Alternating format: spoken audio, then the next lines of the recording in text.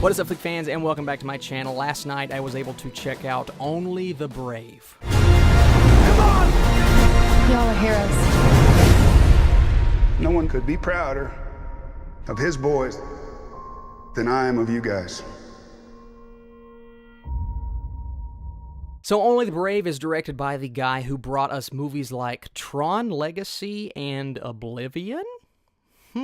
And stars Josh Brolin, Miles Teller, Jeff Bridges, and Jennifer Connelly. Now, this movie was very interesting going in. We've seen these real-life movies before, like Patriots Day, Deepwater Horizon, Lone Survivor, all three of which star Mark Wahlberg and are directed by the same guy. This is directed by a new guy with a different cast, with a very talented cast. I liked all those movies,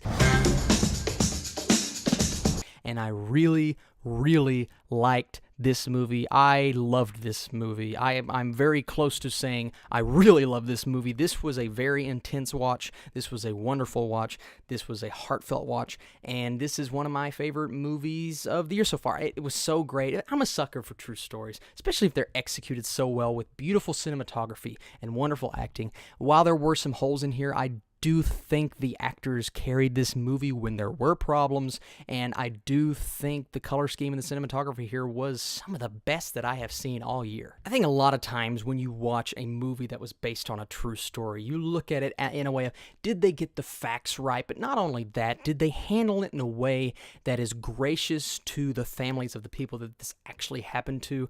And did they do it in a way that did the characters justice? And I am going to answer yes, a resounding yes, for both of those questions. I do believe that Miles Teller's character was handled in a wonderful way. Same thing with Josh Brolin and Jeff Bridges, who is a very similar Jeff Bridges to what we've seen before, but he is the emotional powerhouse, and he's the grandfather of this film, not literally, but emotionally. And man, when Jeff Bridges gets emotional, you get emotional, and when people in this movie get emotional, it happens to...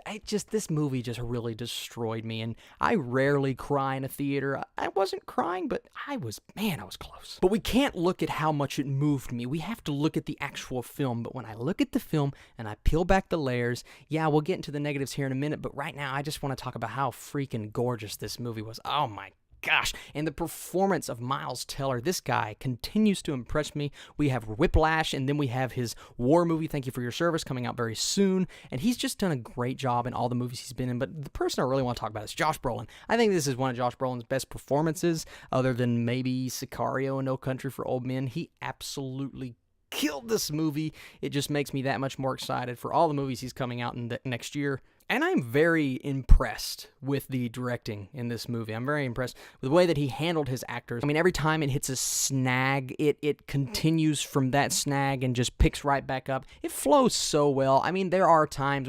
We'll get into the negatives later.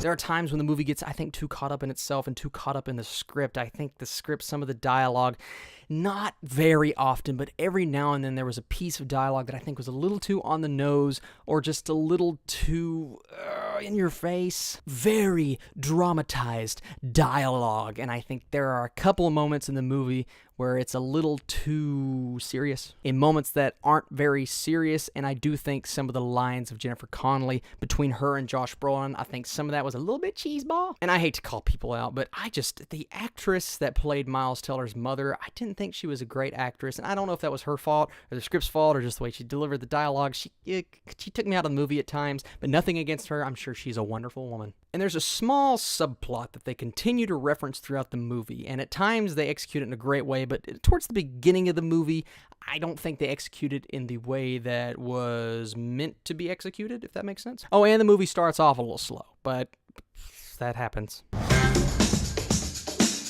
But other than those tiny nitpicks, I really enjoyed this movie. I mean, a lot more than I thought I was, and the more that I talk about it, the more that I enjoy it. And I had a different score in mind, but you know what? I'm gonna go ahead and I'm gonna go up to a 90%, and I can't believe I'm going that high. But a 90% for a movie that I cannot stop thinking about. Now, maybe other people don't like this movie as much as me, but you know what? All film is subjective, and this one just hit me right where it needed to hit me. I loved all the actors and actresses involved. If you guys want to see an awesome true story, go see Only the Brave. Thank you guys so much for watching, liking, commenting, and subscribing. Be sure to check out my 2 Netflix reviews that are already on this channel as of today. You guys are the absolute best. I'll catch you later.